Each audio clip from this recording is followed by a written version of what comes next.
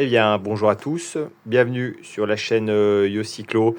Voilà, aujourd'hui, j'avais mis un petit post Facebook, j'avais reçu le carton dernièrement, présentation d'une nouvelle marque qui s'appelle, je ne sais pas si on dit Og Efkin ou OG Efkin, qui m'a contacté pour me parler de ces cadres. Alors, je connais depuis un petit moment, hein, j'ai déjà acheté quelques guidons de chez eux, donc j'en étais très content.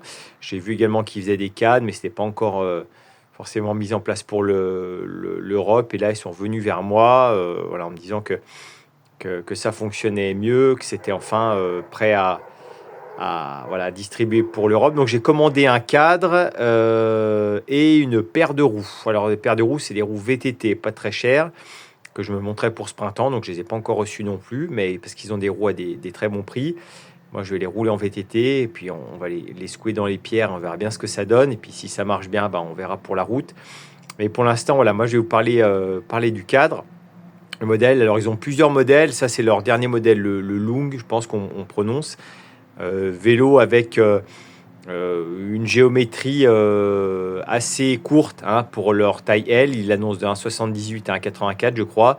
Attention, parce que sur un taille L, j'ai noté que le reach était à 38,7, me semble-t-il, avec un stack de 55,5. Donc ça fait un rapport, un tube horizontal très court, enfin court, par rapport au stack, à la hauteur de direction. Donc à prendre en compte lors de l'achat, c'est des vélos qui...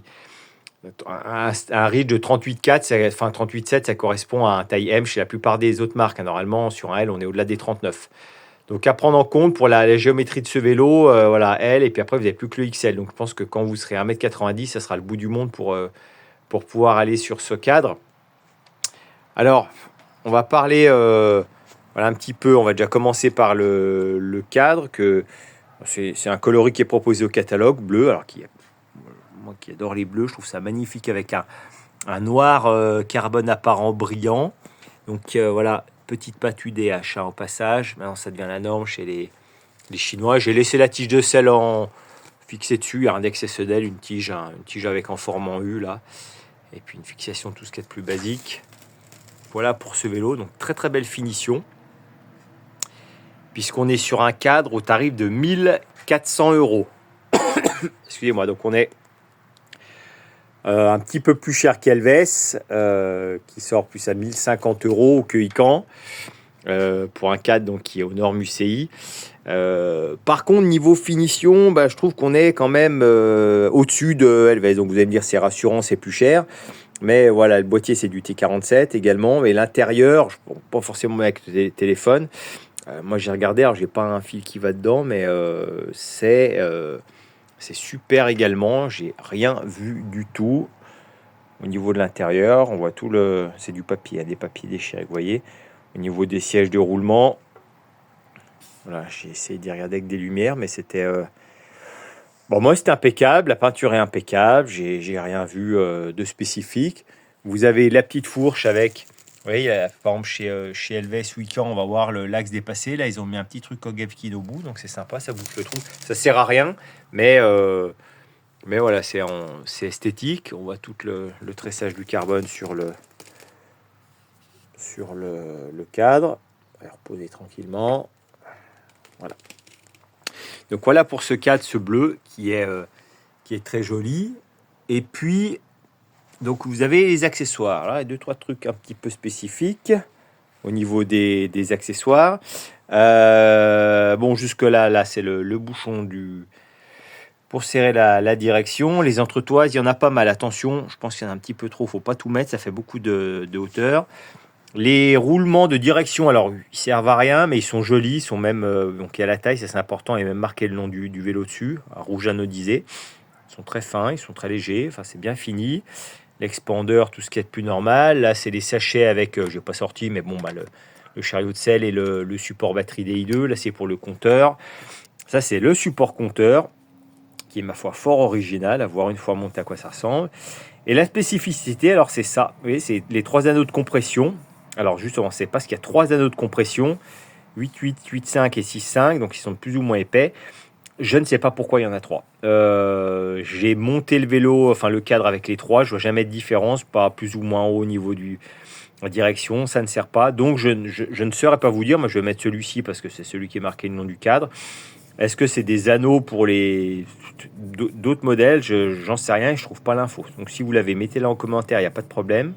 Mais je ne sais pas pourquoi il y en a 3. Et c'est sympa parce que, comme je dis, le cadre est vendu avec une patte UDH d'origine et ils fournissent également une Direct Moon pour du Shimano. Hein, chasse chez des marques, c'est 25 balles. Et puis là, c'est fourni avec. Donc vous pouvez choisir dont élevé avec la patte que vous voulez. Pour 1400 €, c'est intéressant. Et puis ce guidon, le Turbo I qui s'appelle. Voilà, joli petit cockpit. Avec, on voit les spécificités de tout. Ça, c'est un 40 par 100. 84 de reach, donc c'est assez long, et angle de moins 10. Bon, malheureusement, ça, je crois qu'on n'y échappe plus. Ils font tous du moins 10, à mon grand désarroi, mais c'est comme ça. Donc voilà, ce petit guidon, très bien fini également pour le prix. Hein. Voilà, puis on fixe le support compteur dessous. Alors voilà pour ce Gefkin, Sekmar, donc ils font des gravels. Ils ne sont pas encore sortis, mais ils vont en produire. Et des cadres également de VTT en XC, avec des roues également, gravel, VTT et roues. Donc, à voir. Écoutez, moi, aux premières impressions, en tout cas pour 1400, c'est justifié 1400. On est après LVS Ican, on est sur la base de Avenger. Avant, il y avait encore Winspace qui pouvait un peu lutter, mais Winspace, ils sont passés au niveau haut de gamme maintenant, donc ils sont plus dans cette catégorie-là. Donc par rapport à Avenger, ça tient tout à fait la route. Comme je vous dis, je trouve que c'est un petit cran au-dessus de LVS ou de Ecan niveau qualité peinture, ou même la petite pièce détachée fournie avec. Très bien fini. Et voilà, ça justifie le petit écart de prix.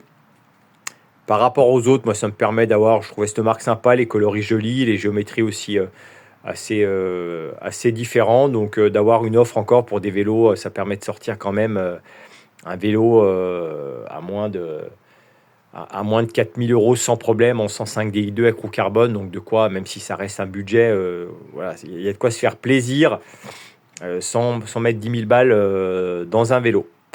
Et ben écoutez, là je vais vous reprendre dans 2 secondes et puis je vais vous montrer à quoi ça donne une fois tout assemblé. Donc voilà, le Gefkin est assemblé. Voilà ce que ça donne. Hein. Ça ne change pas grand-chose de tout à l'heure. Il y avait également qu'il était possible de faire un montage en mécanique encore. Hein, le petit trou là. Donc groupe mécanique possible. Par contre, il faudra que la gaine elle jusque là dans le dérailleur. Donc il va certainement partir sur du Shimano. Mais voilà, une fois le vélo monté, comme je vous l'ai dit, moi je trouve qu'il y a beaucoup d'entretoises de direction. Donc à mon avis, il faut en supprimer une. Mais le reste est voilà, très, très joli. On a une sorte de peau de serpent là, la peinture et le noir carbone brillant. Attention à tige de sel, il y a un bon petit recul là, un bon petit recul de, je pense, de 25. Ça, on le voit plus beaucoup. Je ferai une vidéo sur le sujet justement sur les géométries avec les nouvelles avancées de sel et surtout sur les positionnements des professionnels à l'occasion. Et voilà, le boîtier en T47, on voit c'est vraiment propre dedans. Donc ils vendent en direct sur leur site, ou moi également je propose des montages sur ces cadres où vendent les KitKat séparés. À vous de voir, et puis n'hésitez pas si vous avez des questions en commentaire. Allez, à la prochaine.